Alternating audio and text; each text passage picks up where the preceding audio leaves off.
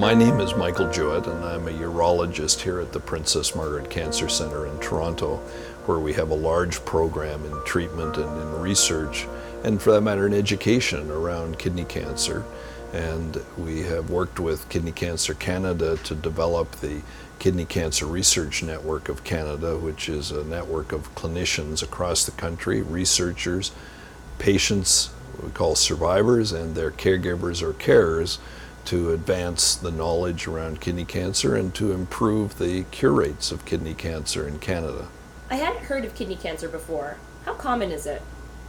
So on a scale of the commonest cancers, it is not by far the most common cancer, but it's a cancer which has attracted a lot of interest recently, much more common in men than women.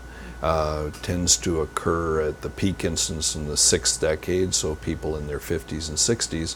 And we've had some major developments in the treatment of this disease over the last 10 years with new drugs, new surgical procedures.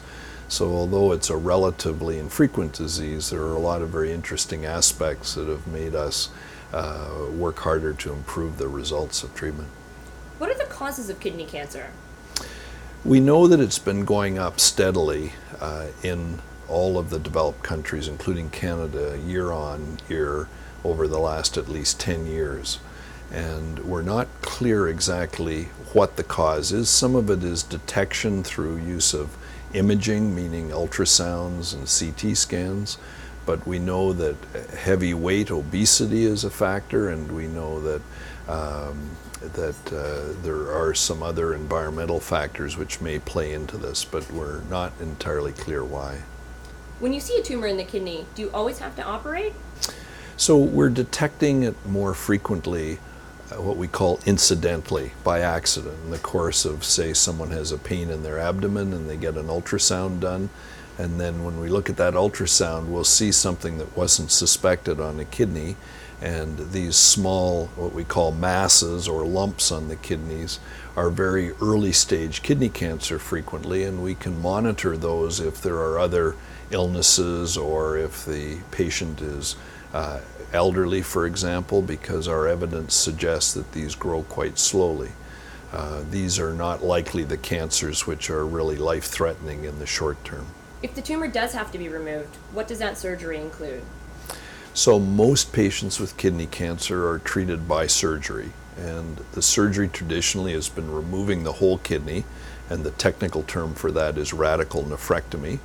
Although more recently we have been interested and have been using a procedure that removes part of the kidney called a partial nephrectomy, which is largely removing the tumor and a little bit of the kidney with it. And that has been a big help to patients because losing a kidney exposes them to an increased risk of chronic kidney disease, or as we say, CKD, and that we know leads to cardiovascular disease, heart attacks, and even premature death in a proportion of these patients. What are the benefits of having keyhole surgery?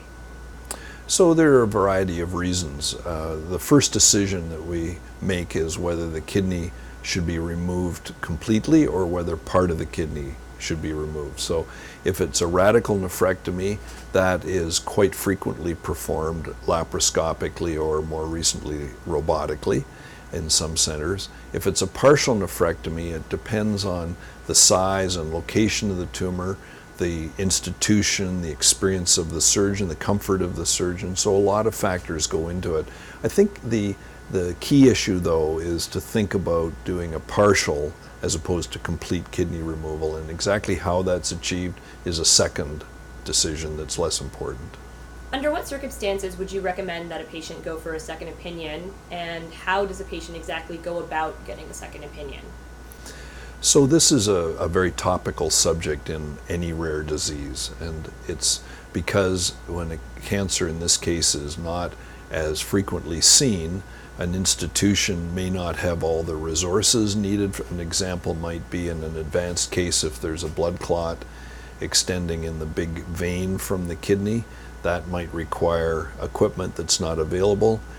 Some surgeons are less comfortable doing a partial nephrectomy as opposed to a radical nephrectomy. So I would say the first driver of a second opinion is around whether the treatments are available with the first institution or clinicians who make the diagnosis. There are other less clear indications. There may be a comfort, there may be communications, there may be just a sense of expertise around a certain procedure, because all of these are relatively rarer procedures compared to the common things we think about surgically, like gallbladder removal, hysterectomy, and these kinds of things. So I think the important thing is that people should not hesitate if they feel they want a second opinion for whatever reason, and ask to be referred. It's not difficult. And does kidney cancer usually come back?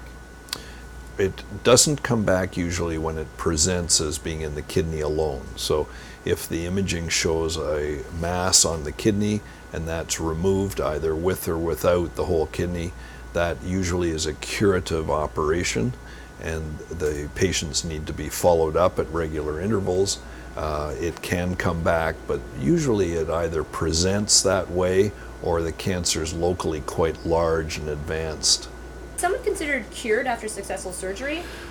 So after surgery, we look at the tumor and we identify the exact type of tumor and the extent of tumor and what we call the grade of the tumor, which is the degree of malignancy. And from that, we can provide a pretty accurate estimate of the risk of that cancer coming back. And based on that, we will design through one of our guidelines a follow-up protocol, and we have a Canadian guideline for that. And it defines the frequency of the recommended visits and tests, including blood tests and x-rays or some form of imaging. And we do that over usually about 5 years. So I was just going to ask you, so after 5 years of no recurrence, is somebody then considered cured? So most of this recurrence, if it were to occur, will happen before that. It's not guaranteed, it can happen later, but generally around that time, patients go back and see their own family doctors if they have one, and they're followed in the normal way as part of their annual checkups. How can I learn more about kidney cancer? So there are a variety of internet resources. One that we refer our patients to is the Kidney Cancer Canada, KCC website. And there is a component of that that's interactive, so that there are members of KCC who volunteer to support people and help them.